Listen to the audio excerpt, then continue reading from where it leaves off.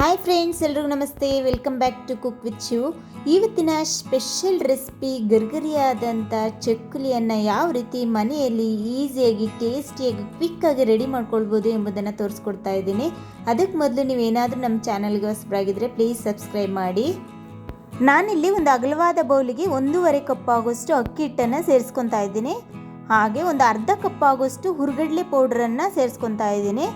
ಹಾಗೆ 1 tea spoon ಆಗೋಷ್ಟು ಜೀರಿಗೆಯನ್ನು ಸೇರಿಸ್ಕೊತಾ ಇದ್ದೀನಿ. ಹಾಗೆ 1 ಟೀ ಸ್ಪೂನ್ ಆಗೋಷ್ಟು ಖಾರದ ಪುಡಿಯನ್ನು ಸೇರಿಸ್ಕೊತಾ ಇದ್ದೀನಿ. ಹಾಗೆ ರುಚಿಗೆ ತಕ್ಕಷ್ಟು ಉಪ್ಪನ್ನು ಸೇರಿಸ್ಕೊತಾ ಇದ್ದೀನಿ. ಹಾಗೆ 1 ಟೀ ಸ್ಪೂನ್ ಆಗೋಷ್ಟು ಹಿಂಗ್ ಪೌಡ್ರನ್ನು ಸೇರಿಸ್ಕೊತಾ ಇದ್ದೀನಿ.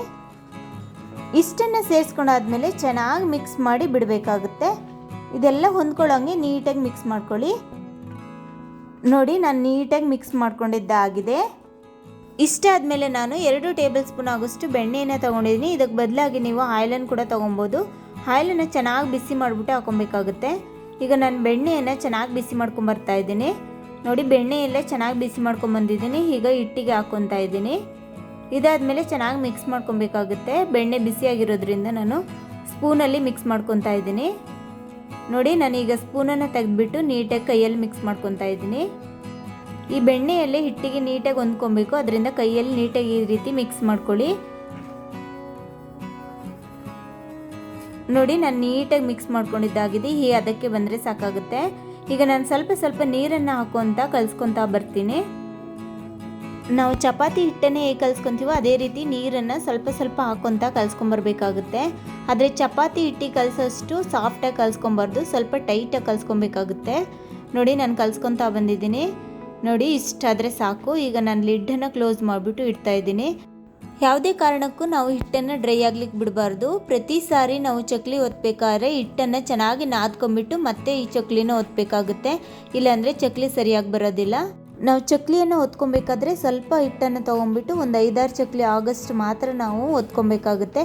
ಮತ್ತೆ ನಾವು ಹಿಟ್ಟನ್ನು ನಾದ್ಕೊಂಬಿಟ್ಟು ಮತ್ತೆ ಚಕ್ಲಿಯನ್ನು ಮಾಡಿಕೊಂಡ್ರೆ ಸರಿಯಾಗಿ ಬರುತ್ತೆ ಚಕ್ಲಿ. ಈಗ ನಾನು ಚಕ್ಲಿ ಮೋಲ್ಡನ್ನು ತೊಗೊಂಡಿದ್ದೀನಿ. ಸ್ಟಾರ್ ಶೇಪಿನ ಅಚ್ಚನ್ನು ತೊಗೊಂಡಿದ್ದೀನಿ. ಈಗ ಹಿಟ್ಟನ್ನು ಹಾಕ್ಕೊತಾ ಇದ್ದೀನಿ. ಹಿಟ್ಟನ್ನು ಹಾಕೊಂಡಾದ್ಮೇಲೆ ಲಿಡ್ಡನ್ನು ಕ್ಲೋಸ್ ಮಾಡ್ಕೊತಾ ಇದ್ದೀನಿ. ಇದ್ರ ಮುಚ್ಚಳವನ್ನು ಚೆನ್ನಾಗಿ ಟೈಟಾಗಿ ಮುಚ್ಕೊಬೇಕಾಗುತ್ತೆ. ಇದಾದಮೇಲೆ ಬಟರ್ ಶೀಟ್ ಮೇಲೆ ನಾನು ಚಕ್ಲಿಯನ್ನು ಒತ್ಕೊತಾ ಇದ್ದೀನಿ. ನಿಮಗೆ ಬಟರ್ ಶೀಟ್ ಸಿಕ್ಕಿಲ್ಲ ಅಂದರೆ ಬಾಳೆ ಎಲೆ ಮೇಲೆ ಕೂಡ ಒತ್ಕೊಬೋದು. ಇಲ್ಲಾಂದರೆ ಆಯಿಲ್ ಕವರ್ ಇರುತ್ತಲ್ಲ ಅದನ್ನು ಉಲ್ಟಾ ಹಾಕ್ಬಿಟ್ಟು ಅದ್ರ ಮೇಲೆ ಕೂಡ ಒತ್ಕೊಳ್ಳಿ. ಈ ರೀತಿ ನೀಟಾಗಿ ನಿಧಾನವಾಗಿ ಒತ್ಕೊಬೇಕಾಗುತ್ತೆ.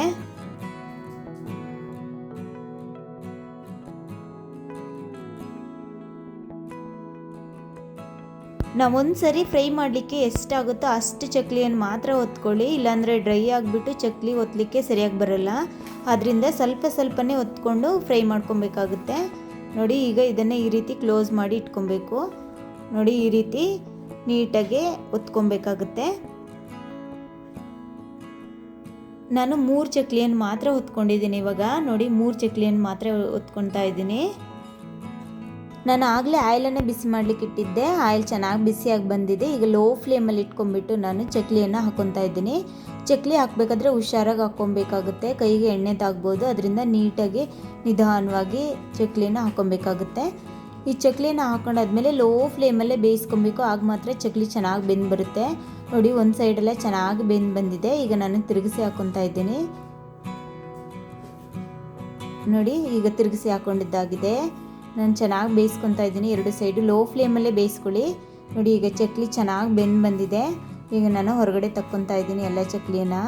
ನೋಡಿ, ಎಷ್ಟು ಸೂಪರಾಗಿ ಚಕ್ಲಿ ರೆಡಿಯಾಗಿ ಬಂದಿದೆ ಅಂತ. ಇಷ್ಟಾದರೆ ಗರ್ಗರಿಯಾದಂಥ ಟೇಸ್ಟಿಯಾದಂಥ ಚಕ್ಕುಲಿ ರೆಡಿಯಾಗುತ್ತೆ.